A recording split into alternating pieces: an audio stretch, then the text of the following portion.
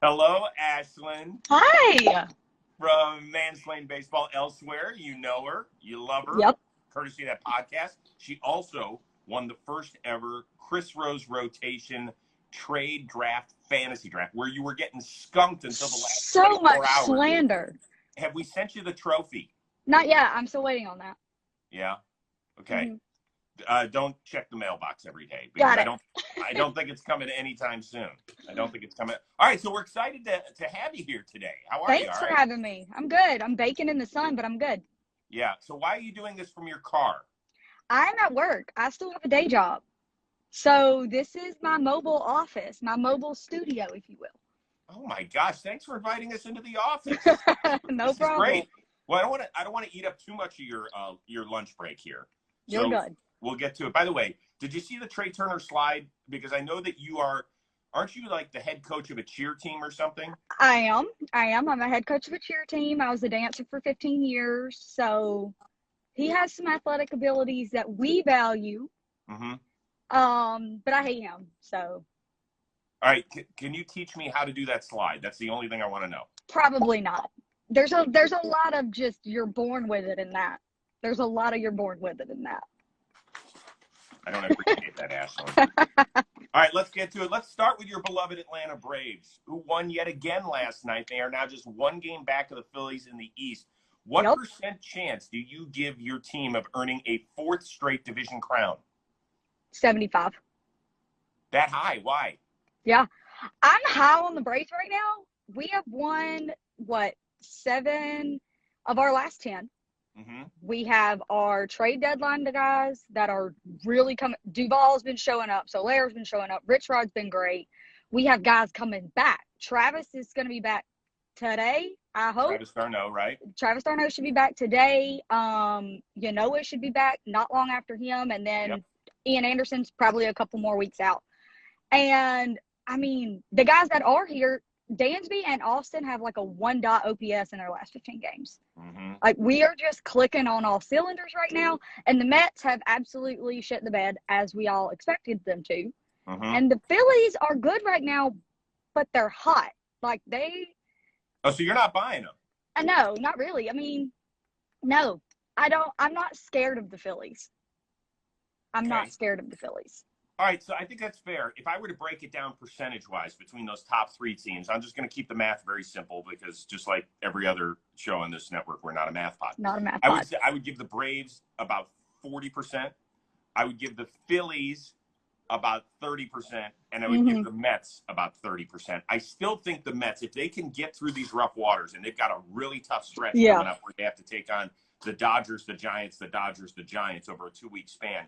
That's going to be rough. It could be over for them, but if they can somehow show some mettle like they have for most of this year and galvanize themselves, I think they could stay in this thing. I would make the Braves the favorite as well. I loved all the moves they made at the deadline. I'm happy that no one player is going to replace Ronald Acuna, but the number of guys they got, including Adam Duvall and bringing him in. Eddie Rosario is a guy I'd watch too. I know he had a year in Cleveland. He just started his rehab, I think, maybe yesterday. Mm-hmm. So we'll see him soon too. I'm excited to see him.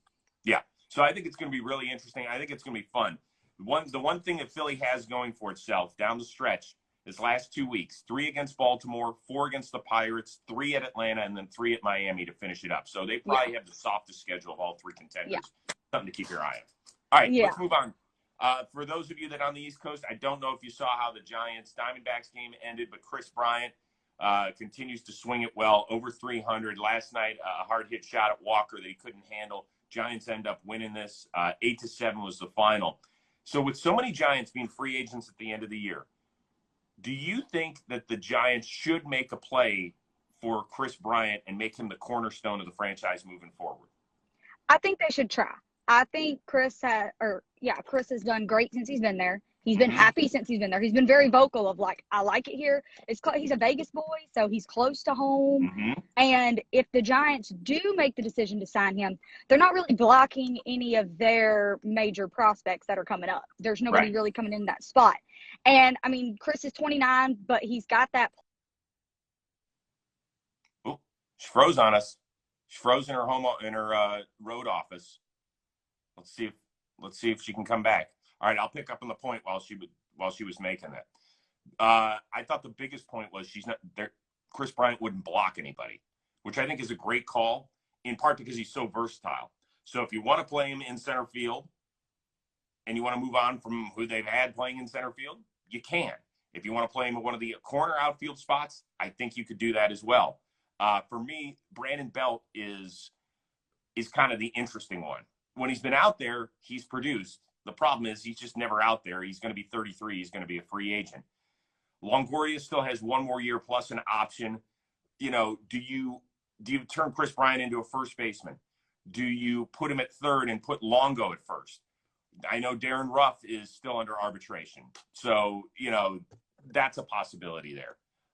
I don't know. I don't know exactly what you do, but we will see. We're going to wait for Ashland to try and pop back in here. And we're going to have to work on our Wi-Fi because, you know, I always give Plouffe shit about Wi-Fi. And so I'll see if she's back out here. So I just sent out the bat signal to her. But I don't know. What do you guys think about Kris Bryant? They've got a lot of money coming off the books. Like Posey's got a $22 million option. I think they'll pick that up. He's played well, but he hasn't been super healthy this year. Cueto's got a $22 million option. I don't know what they're going to do about that. Crawford's a free agent. You feel like even though he's 34, you're going to have to bring him back. So, but I think Kris Bryant works great because of his versatility, and you can play him anywhere. So I don't know about that, but we'll see. We'll see. All right, I'm trying to send out another signal to Ashland and see if it'll work. If not, I'm just going to run through some of these topics.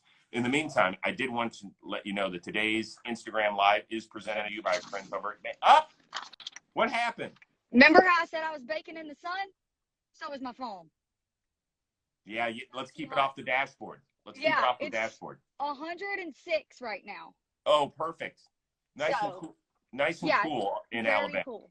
Yeah. All right, that's nice. Hey, I think we both made our points about Kris Bryant. I do want to let everybody know once again that today's show here on Instagram Live presented to you by our good friends over at Manscaped. Manscaped.com. Use the keyword ROSE. You get 20% off your order and free shipping, and it's all coming your way. It's very simple with Manscaped.com. They've got the brand new Lawnmower 4.0. So, you know, it takes care of you south of the equator. Important stuff that somebody special in your life is going to love you as well. In addition to that, you got the Weed Whacker ear and nose hair trimmer. Does your husband have ear and nose hair issues? Yes, it's gross. Yes, we have this. We have the Weed Whacker.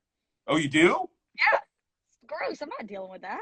All right, so he takes care of the ear and nose hair stuff? Yes. Okay, great. You got the Crop Preserver deodorant, the Crop Reviver toner, plus 2 free gifts, Performance Boxer Briefs, which my wife, Michelle, loves, and the Shed Travel Bag. So once again, it's Manscaped.com. Use the code word ROSE, 20% off, and free shipping. It's all coming your way, courtesy of Manscaped.com. All right, let's continue on. Boston Red Sox. You're going to have to calm the nerves of those in the Northeast, Ashland. I don't know how you do that because they've dropped 10 of their last 12. Now they're just 2 up on the Yanks for that second wild card. Do you think that Boston's going to be on the outside looking in come October? Ooh, okay, I've been waiting for a Red Sox collapse all year. Wow. I did not expect this out of them. They were you didn't believe in the Giants. I didn't believe in the Red Sox at all. Got it. At all. The pitching was always questionable, but they strung it together. And through that first half, we were like, unbelievable. So this slide made sense to me. However, if you're going to slide, better to slide in August than September. Mm-hmm. And they've got Chris Sale coming back. And if Chris Sale is anything like Chris Sale of past, then he could light a fire and I could be eating my own words here in just a few weeks. I think the Rays take that division. Mm-hmm. But the Red Sox have a good chance in that wild card. I mean, there's a lot of competition in that wild card. So would you say better than 50% that they're going to play in October? Yeah, I think they play in October. Now, I don't know how long, but I think they play in October. See, for me, there's one worrisome element, and it happens to closers, all of them, throughout the year. Matt Barnes has been so good. But in the month of August, he has not been. 4 games, opponents have an OPS of almost 1,200, over 1,200, which is not good because he was great in July. He pitched 8 games. He gave up 4 hits the entire month. So can he get it back? Yes. Sometimes relievers go through this stuff. You know, you're now entering month 5 of a 6-month season. It gets really long, particularly after we came off of a 60-game season. Right. I still believe in them. They have one of the top managers in the game who knows how to get a team navigate through rough waters. I think they're going to be right there. But I think that the Yankees, once they start to get guys back, they could take off. And I'm not counting. I mean, Oakland's a really good team. There's only 2 spots. So Oakland's good. Oakland's really – and by the way, Oakland might win that division. They're right on the heels of the Astros. No. My Astros are winning that division. It's happening. It's happening. Should have snuck in an Astros question. Duly noted the next time you're on. Yeah. All right. So the Dodgers get a win last night in a rain-soaked game, almost 100-minute rain delay against the Phillies. But sounds like Mookie Betts could be headed to the injured list. He still can't get that hip right. If Mookie is not 100%, will that prohibit the Dodgers from successfully defending their crown? If Mookie is not 100%, they still have 3 other MVPs and 3 Cy Young Award winners. For me, the Dodgers are in the same place that they were last year. If they don't win, it's a gigantic bust. With the team that they have, with the talent that they have, there is no reason that they should not win the World Series, period, whether Mookie Betts is hurt or not. I know he was the difference maker for them last year. I know that. But I think also them just getting over that hump of winning last year is going to make a difference from here on out for them, because they did finally tackle that thing that they just couldn't get past. They got the ring. So, I mean, with the addition of Trey Turner and the addition of Max Scherzer, and if Cody Bellinger, like, he's starting to kind of wake up again, if he comes back, a little bit, dude, the Dodgers should win it all. I hope they but they should. I will say, so your blue hair isn't for Dodger blue. It's not Dodger blue. It's Braves 1974 blue. Very good. I like that. There we go. The Braves 1974, where Hank Aaron's wearing the blue sleeves. The blue sleeves with the feathers. Very good. I like that. Here's the thing. Where did Mookie make the biggest difference last year in the playoffs? Defensively, and more importantly, on the base paths, right? There were times where he would score from third on a ground ball hit to the first baseman. And we're like, how did that happen? Like, there's so few guys in the game that can do that. Yeah. And if his hip's not right, he can't do that. So Mookie Betts can win you games without putting the ball over the wall or in the gap because of his legs. And that's what makes him so special. And that's why they paid him $365 million before he ever put on a Dodger uniform. So I would worry about it. Yes, they have other players. Yes, they have the most depth of any team in baseball. But there's one Mookie Betts out there. And I would say if he's not close to 100%, they're going to have a really tough time getting out of that National League because there's some good teams there. There are. Last one. What's that? They got Trey that can run now, too, though. He's so fast. He is so – it's unreal. We had him as a guest on the Rose Rotation. And I asked him, when was the first time you realized how damn fast you were? And he said, I probably wasn't until I was like 12 years old. And then I just started beating guys by lengths. And I said, yeah, he's so fast. I know. He really is fast. All right, last one. Not sure if you saw this video from Tisha Campbell. I did. She posted on Instagram over the weekend. Out here in California, in an area called Porter Ranch, there's a Ralph's. It's just a grocery store chain. And there was that bear that I think he was a cub, still he was decent size, walking through the supermarket, and she got video of it. If that happened in your local grocery store, are you sticking around to take video, or are you hitting the road and saying, I'm getting the hell out of here? I'm probably staying. I'm that person. You are, Ashland. I live in the sticks anyway, so, like, well, we don't have bears regularly, but, like, I don't mind snakes. I don't mind coyotes. I don't mind any of that stuff. I'm cool with. I'm going to stay and stick around and see what happens. Somebody's got to take the video. I'm going to take the video. And if something horrible happens, I went out in a really cool way, you know? Really? Really? You're willing to orphan your 2 kids and leave your husband as a widow just to say I went out on top? It's pretty cool. It's pretty cool. I'm just going to say it would be pretty cool. So here's the only fear I've got. If there's a cub in the store, I'm guessing that Mama and Papa Bear are not far behind. Yeah. Because like if you misplace one of your kids somewhere, and it happens to every parent, you get panicky. You're like, what did I do with my kids? You The gotta go parents are look. thinking the same thing. So if I run out the front door, am I running into Mama and Papa Bear, who all of a sudden think this fat ass stole their kid? That ain't me. That I didn't do it, but they're not around to ask questions and try and figure this thing out. So I'm a little. Maybe I find a back door and I can go out the back way, because I know the Bears aren't thinking that.